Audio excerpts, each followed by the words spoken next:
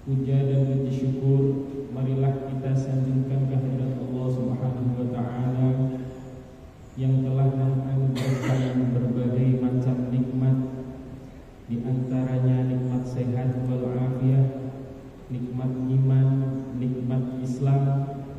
Hingga pada sore hari ini kita masih berkesempatan untuk melaksanakan ibadah berjamaah sholat asar di Masjid Ukhuwah Islamiyah.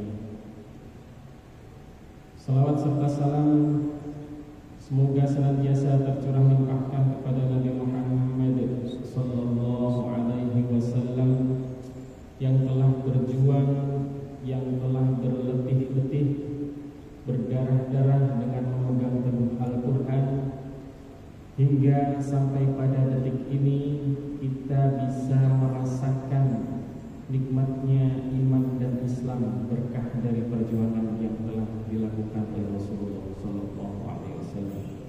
Dan mudah-mudahan kita semua yang hadir pada kesempatan kali ini kelak mendapatkan syafaatnya. Amin amin ya rabbal alamin. Pada pertemuan kali ini insyaallah kita akan mengkaji tafsir dari surat Al-Hijr ayat 39 sampai 40. A'udzu billahi minasy syaithanir rajim. Bismillahirrahmanirrahim.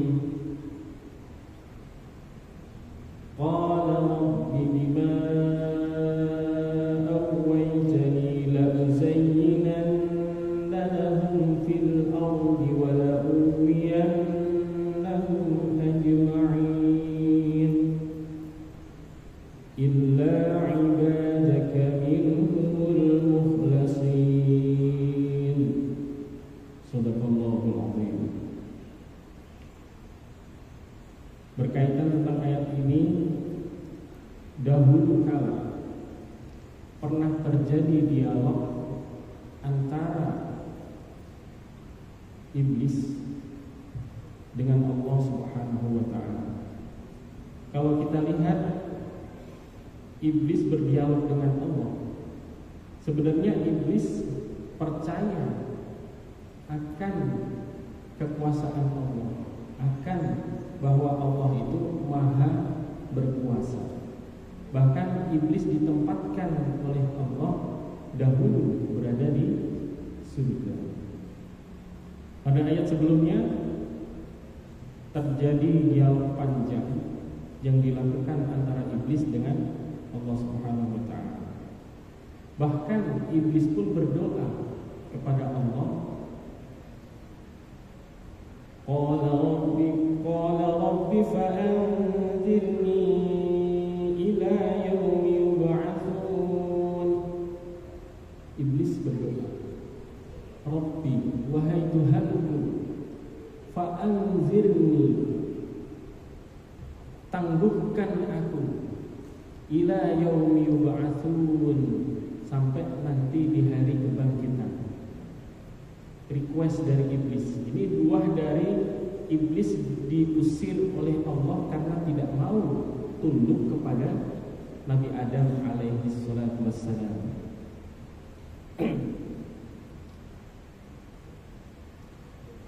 Salah satu alasan untuk tidak mau tunduk kepada Adam karena iblis merasa senior. Dia lebih dahulu, bahkan lebih merasa mulia karena diciptakan khalaqahu min turabin. Dia diciptakan Nabi Adam diciptakan dari tanah, aku dari api. Bahkan iblis mengatakan, qala lam akul li asjuda li basharin khalaqatahu min salsalin min hama'in masnun. Iblis berkata, aku sekali-kali tidak akan sujud kepada manusia yang engkau telah menciptakannya dari tanah liat kering, dari lumpur hitam yang diberi bentuk. Di situ berarti ada pengakuan dari iblis bahwa Allah itu menciptakan dirinya dan menciptakan Nabi Adam alaihi salatu wassalam. Namun tidak mau gara-gara diciptakan dari tanah, ngapain harus tunduk sama Nabi Adam. Kemudian Allah berfirman, qala fakhruj minha, keluarlah kamu dari surga. Fa innaka rajim, maka sesungguhnya kamu itu terkutuk, kata Allah. Seperti itu. Sedangkan kita fokus pada ayat 39 yang artinya iblis berkata, lagi-lagi iblis berdoa kepada Allah Subhanahu wa ta'ala. Ya Tuhanku, qala rabbi bima aghwaytani, ya Tuhanku, oleh sebab Engkau telah memutuskan bahwa aku sesat, kata iblis.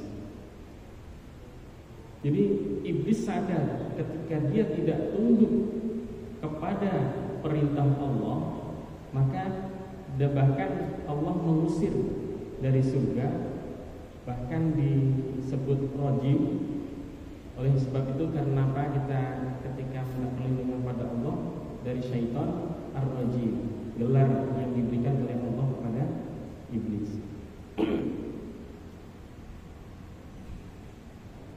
Pasti aku akan menjadikan mereka memandang baik perbuatan maksiat di muka bumi. Jadi kita sebagai yang digoda oleh iblis akan memandang hal-hal yang haram itu menarik.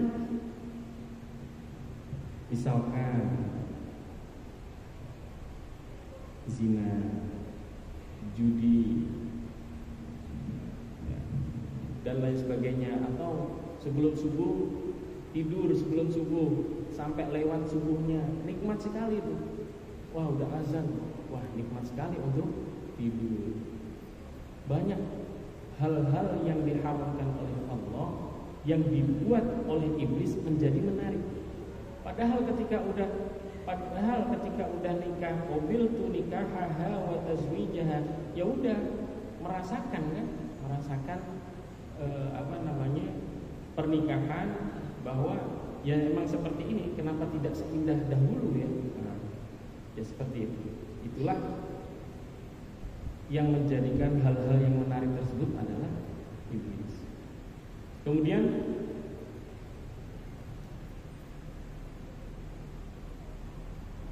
dan pasti aku akan menyesatkan mereka semuanya.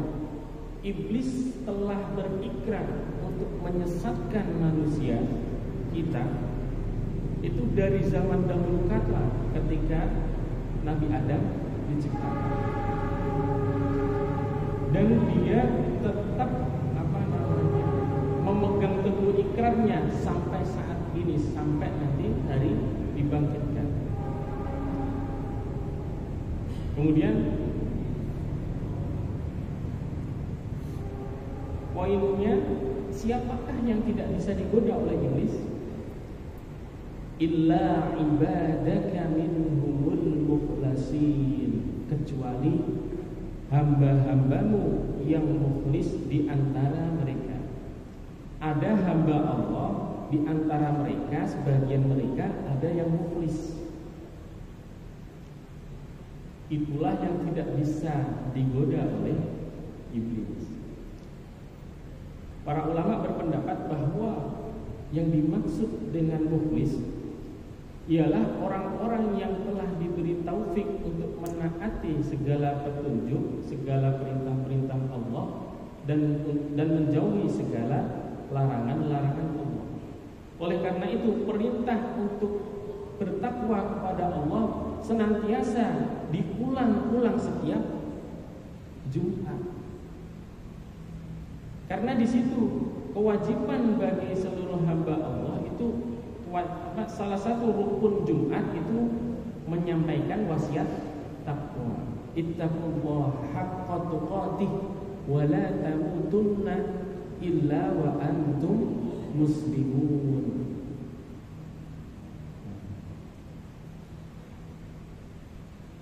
Allah juga berfirman dalam surat Al-An'am ayat 125, "Faman yuridillahu an yahdiyahu yashrah sadrahu lil Islam."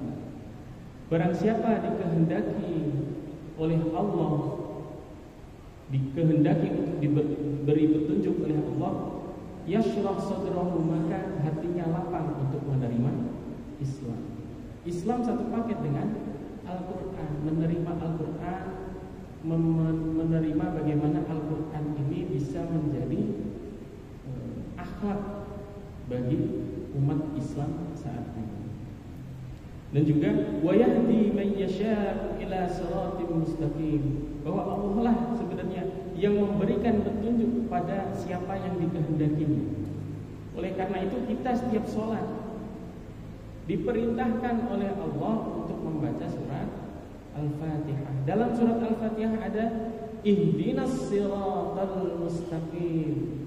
Ihdina, berikanlah kepada kami petunjuk, ila siratil mustaqim, kepada jalan yang lurus.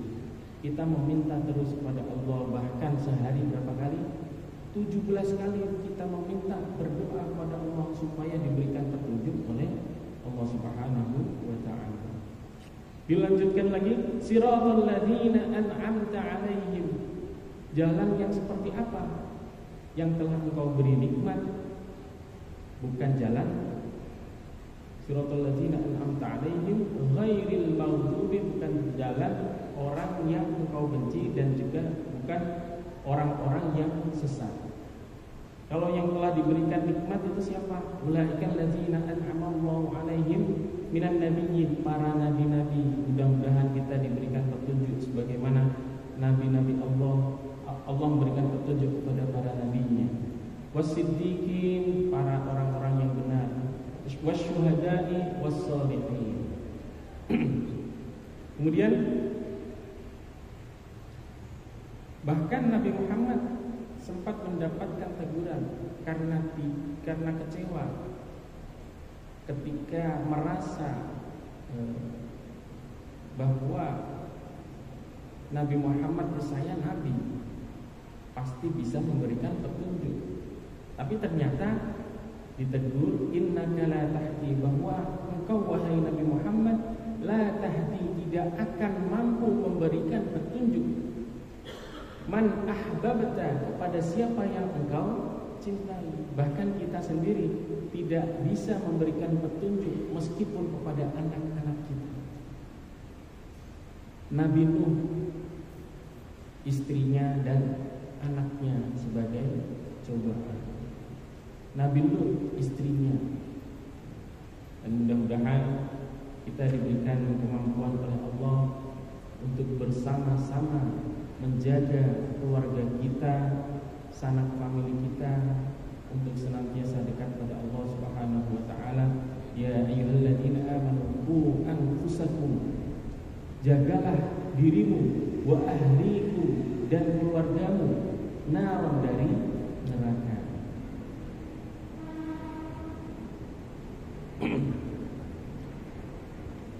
Semoga kita yang ada pada pertemuan kali ini diberikan kekuatan oleh Allah Subhanahu wa ta'ala agar terhindar dari tipu daya iblis, dan mudah-mudahan Allah Subhanahu wa ta'ala memberikan kekuatan kepada kita untuk senantiasa mampu menjalankan segala perintah-perintahnya dan menjauhi segala larangan-larangannya. Dan mudah-mudahan kelak kita semua bisa menghadap kepada